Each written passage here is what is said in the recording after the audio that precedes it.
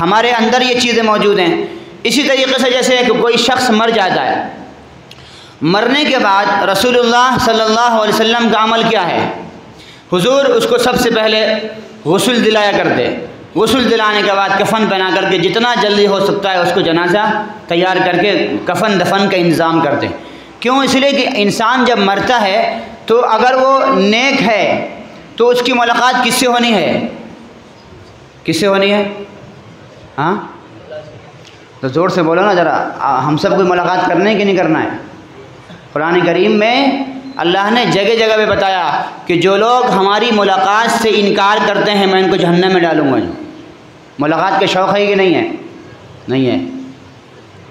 ان الذین کفروا وکذبوا بآیاتنا ولقاء الآخرہ، جو لوگ بھی ہماری آیتوں کا انکار کرتے ہیں، ہماری باتوں کو جھٹلاتے ہیں اور ہم سے ملاقات کرنے کا انکار کرتے ہیں، آخرت میں مجھ سے ملاقات کی تمنا اور چاہت نہیں کرتے، فَأُولَٰئِكَ فِي الْعَذَابِ مُحْضَرُونَ، تو ان سب کو میں عذاب کے اندر ڈالوں گا۔ جو اللہ کی ملاقات کا نام سنتے ہم ڈرنے لگتے ہیں کہ کہیں موت نہ آ جائے، ہے نہیں؟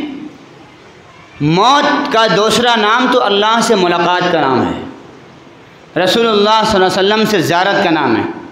انسان جب مر جاتا ہے اگر وہ نیک ہے، فرما بردار ہے، تو اس کو اللہ سے ملاقات کرنی ہے۔ حضور کی سنت یہ ہے کہ اس کو جلد سے جلد اس کو روانہ کر دو۔ عاشق کو روکنا مناسب نہیں ہے، محبوب کو روکنا مناسب نہیں ہے، اس کو جتنا جلدی ہو سکتا ہے اللہ کے بارگاہ میں بھیج دو، اللہ سے ملاقات کا دن ہے اس کا، اسی کے لیے تو جیتے ہیں۔ ارے بھائی یہ موت کیا ہے؟ پوری زندگی کا خلاصہ ہم جی رہے ہیں کس لیے؟ اللہ سے ملاقات کے لیے، اور یہ موت اللہ سے ملاقات کا دن ہے، یہ ماتم کا دن نہیں ہے، رونے کا دن نہیں ہے، یہ مایوسی کا دن نہیں ہے، یہ گھبرانے کا دن نہیں ہے، یہ ڈرنے کا دن نہیں ہے۔ یہ نیک لوگوں کے لیے شادی سے زیادہ خوشی کا دن ہوتا ہے۔ شادی میں تو ایک عورت سے ملاقات ہوگی جس کی ساری ذمہ داری اس کے حوالے کر دی جاتی ہے، لیکن موت تو اللہ رب العزت سے ملاقات کا دن ہے، جس میں اللہ اپنی ساری محبتیں اور اپنی ساری چاہتیں اور ساری کرم اور ساری نوازشیں اپنے بندوں پر لٹانے والے ہوتے ہیں۔ اگر وہ نیک ہے، یہ نیک لوگوں کی تمناؤں کا دن ہے موت۔ برے لوگوں کے لیے عذاب کا دن ہے، وہ ہمیشہ دور ہونا چاہتے ہیں، بچنا چاہتے ہیں۔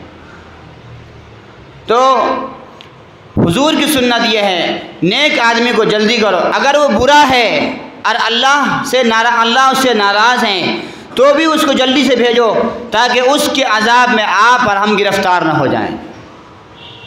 جہنم اس کی طلب میں ہے، ہم اس کو نہیں روکنا ہے، لیکن ہمارے یہاں چونکہ معلومات کی کمی، ناواقفیت، یہ نہیں کہ آپ اس کو دین سمجھ کر کے بہت زیادہ یہ، لیکن معلومات نہ ہونے کی بنیاد پر کیا ہوتا، اب اگلا دن حضور کا عمل کیا ہے؟ دفن کر دیے، اس کے لیے دعائیں مغفرت ہو گئی، ختم۔ اب کچھ نہیں، اب ان کے والد بچوں کی ذمہ داری ہے، ان کے گھر والوں کی ذمہ داری ہے، ان کے لیے صدقہ کرتے رہیں، خیرات کرتے رہیں، دعائیں کرتے رہیں، جو کچھ کرنا چاہیں کریں۔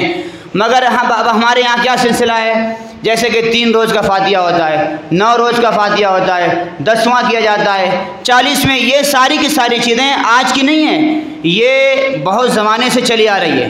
یہ ہندوستان کی روایت رہی ہے۔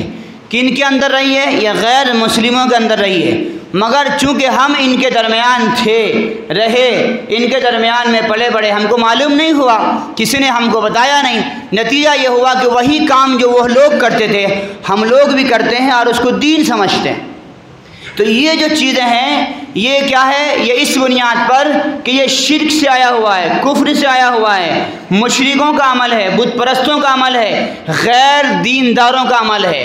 تو ایک چیز، صرف اتنا ہی نہیں ہے، اور بھی بہت سارے کام ایسے ہیں جو ہم کر رہے ہوتے ہیں اور وہ مشرکوں کا عمل ہے، مگر ناواقفیت کی بنیاد پر، نہ جاننے کی بنیاد پر ہمارے اندر چلی آئی ہے۔